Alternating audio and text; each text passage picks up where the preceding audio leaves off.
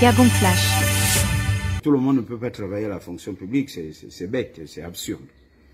Donc celles-là subissent des discriminations, c'est le cas de le dire. Et on constate que finalement, quand on parle de décennie de la femme, qui a été décrétée, je pense, depuis 2015 par là, ou de Gabon égalité. Donc la décennie de la femme, c'est le président de la République qui dit décennie de la femme. C'est très bien. Il a le droit de le dire, il est le président du Gabon. À côté du président de la République, il a une épouse, sa femme, comme on dit communément, qui parle aujourd'hui de Gabon égalité. Elle a raison, toutes les premières dames du monde font ce type d'action.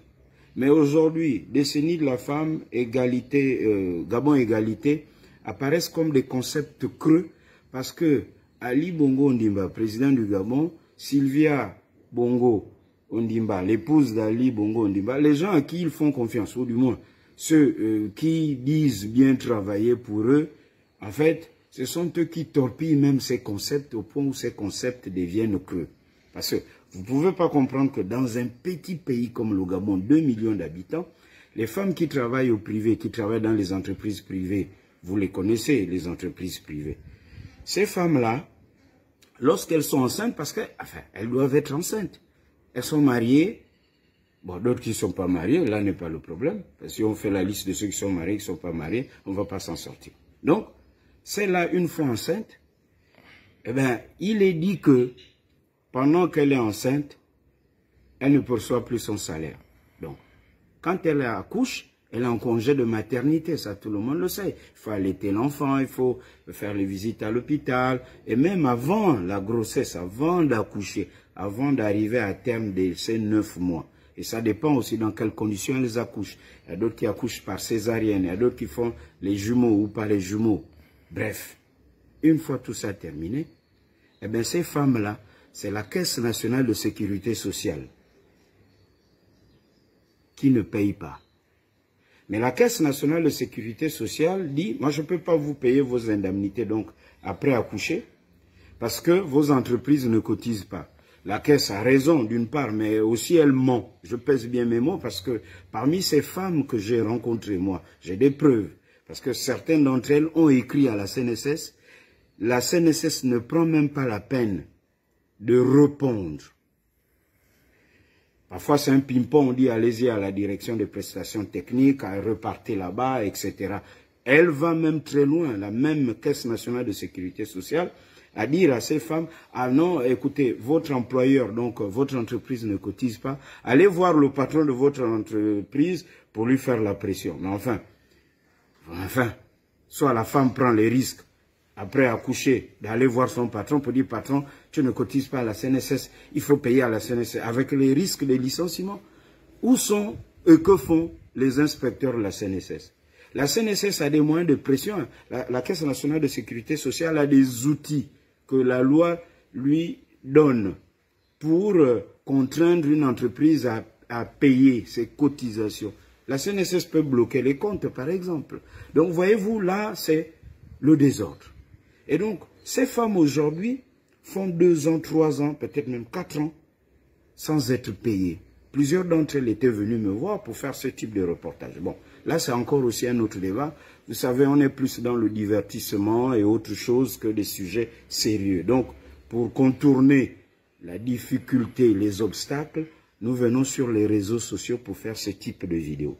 Je ne suis pas contre les femmes qui vont dans les églises solliciter les miracles chez les évangélistes, pasteurs, bishops, encore que l'évangéliste, le pasteur, bishop, ne va pas faire tomber l'argent des indemnités journalières de maternité, pour vous. C'est-à-dire, vous allez là, vous dites, bon, j'attends ça, parce que c'est tout de même un nouvel être humain qui arrive au Gabon, un nouveau Gabonais, une nouvelle Gabonaise, un nouveau bébé, pour peupler ce Gabon sous-peuplé qui arrive au monde. Donc, il faut qu'on prenne soin de cet enfant et c'est encadré par la loi. Donc, ces femmes ont écrit à la CNSS ne répond pas. Certaines d'entre elles ont écrit au ministère du Travail, le ministère du Travail ne répond pas. À la primature, l'ancienne primature, la primature, je crois, avait répondu au téléphone. Alors que l'une d'entre elles a écrit, quand on vous écrit, c'est la procédure administrative, vous me répondez par écrit, pas au téléphone. Ils ont écrit au ministère de la Santé et des Affaires sociales, pas de réponse. Le ministère de la Justice, pas de réponse. Par contre, l'association du patronat gabonais, donc l'entité qui gère tous les patrons des entreprises, eux, ils ont répondu. Ils ont répondu, c'est très bien, mais le dossier n'avance pas. Alors, le ministère de la Justice, il faut qu'on parle du ministère de la Justice chargé et qui a la charge des droits de l'homme. Les droits de l'homme, ce n'est pas simplement ce qu'on envoie en prison, non. Les droits de l'homme, c'est lorsqu'une femme accouche et subit cette violence et cette discrimination aussi. Il va falloir qu'au Gabon, qu'on initie des réformes. C'est comme s'il y avait deux types de grossesse ou de femmes qui accouchent. Celle du public et celle du privé. Au privé, ça devait aussi être fluide comme au public. C'est une forme de violence faite aux femmes. Et je ne veux pas paraître méchant. Tout ce que vous voyez derrière les initiatives de la première dame, tous les projets initiés par la femme du président Ali Bongo Ondimba, Madame Sylvia Bongo, la plupart, je ne dis pas toutes, mais la plupart sont là pour mieux se faire voir et avoir un peu peut-être d'argent, de promotion. Parce que quand on parle des violences faites aux femmes, ce ne sont pas simplement les gifles ou les coups de poing. Ça, c'est une forme de violence. Encore que là, il y a d'autres problèmes qui vont suivre. L'établissement des actes de naissance qui arrive après 4 mois. Et là, c'est un problème pour ces femmes, pour se faire enrôler, se faire inscrire à la CNAMGES. Parce que lorsque vous avez un acte de naissance qui intervient après 4 mois, vous vous enrôlez à la CNAMGES à quel moment? Là, ce n'est pas la faute de la femme qui est enceinte. Non. Donc, la discrimination des femmes, les violences faites aux femmes, Madame la Première Dame, mais ce sont vos proches collaborateurs qui le font, ou ceux qui animent les entités que vous avez mises en place. Voici le débat de fond. Et c'est pour cette raison, comprenez une bonne fois pour toutes, qu'on ne veut pas que moi, je fasse ce type d'émission, parce que avec mon franc-parler, peut-être ma grande gueule, si je fais ces émissions, tout le monde va voir, ils vont dire, ah, Moukwama, Chamberlain a parlé, ah, mais en plus, avec témoignage. Donc, on préfère le divertissement, embrouiller les gens, et puis bon, évidemment, comme d'habitude, on va insulter qui Ali Bongo et sa femme. Cash. Conclusion. Il est temps que le ministère de la Justice, du Travail, des Affaires sociales, fasse vraiment leur travail. À toutes les mamans qui applaudissaient, quand j'ai vu à Ovendo, là, le président Ali a dit, bon, le gouvernement, il faut qu'il travaille, et moi-même, je vais regarder, on va voir s'il travaille. Ben, avant d'applaudir pour applaudir, peut-être qu'on ne comprend pas pourquoi on applaudit, ben, dans ce qu'il dit qu'il va voir, il va vérifier si le gouvernement travaille, voici un sujet important qui concerne vous les femmes.